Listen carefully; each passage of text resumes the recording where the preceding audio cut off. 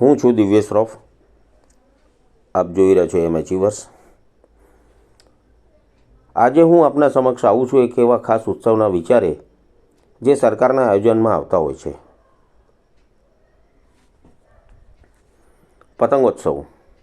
Sabarmati riverfront આપણા સૌના પ્રિય રાજ્ય ગુજરાત ગજબ ફેસ્ટિવલોનું સ્થાન છે.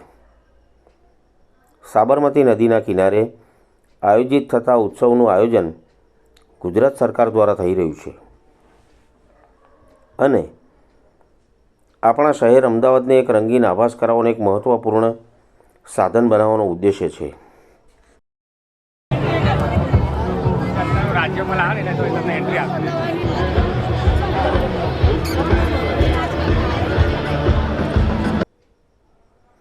આ ઉત્સવમાં સભ્ય લોકો એક સાથે મળીને આનંદમય અને સાંસ્કૃતિક વિશેષતાઓનો આભાસ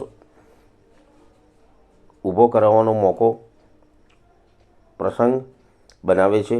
આ ઉત્સવ એ છે જે હરેક વયસ્ક લોકોને એકસાથે જોડનારો છે અને પતંગ ઉડાવવાનો આનંદ લેવાનો એક શાનદાર રીત છે, મોકો છે.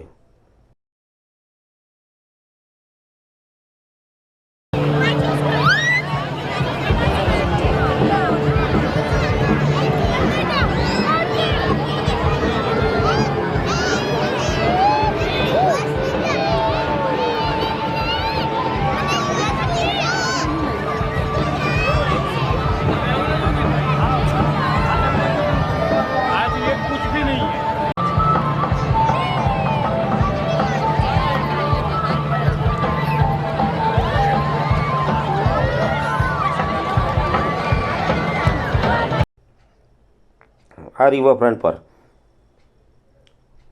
પતંગ ઉત્સવનું આયોજન ગુજરાતના સૌના રહેવાસીઓ માટે એક આનંદમય પ્રસંગ છે. આ આયોજનના માધ્યમથી લોકો એકસાથે મિત્રતા અને એકતાનો આભાસ ઊભો કરે છે. પતંગ ઉડાડવાનો શોખ ગુજરાતી લોકોને ખૂબ જ છે.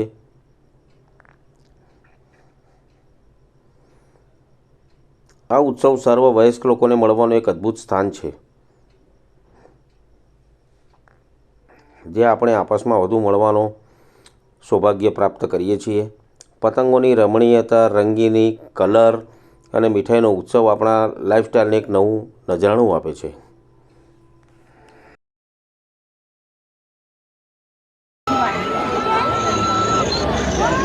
હેલો, હા બોલો પપ્પા. હા ભગવાનની છે. બીજી આપણે ખજૂર લાડુ મૂકે છે ત્યાં મૂકે છે. હા તો ટેસ્ટ કરજો. એ ભગવાનનું નામ મૂકે છે.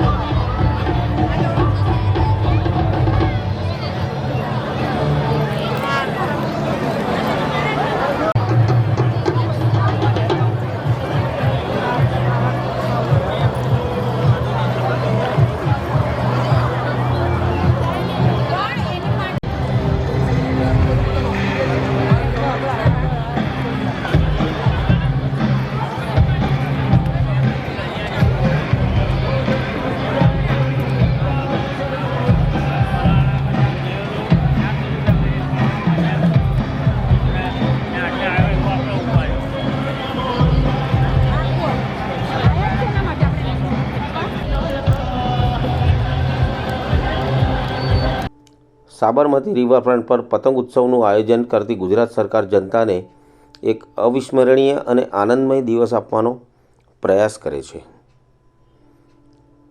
આવતા પતંગ ઉત્સવને સરકાર દ્વારા આયોજિત કરવામાં આવવાથી આપણે શ્રેષ્ઠ રીતે જાહેર કરવાનો આનંદ માણવાનો આશય છે.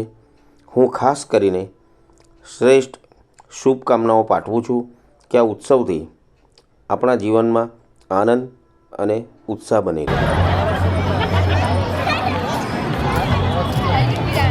ધન્યવાદ.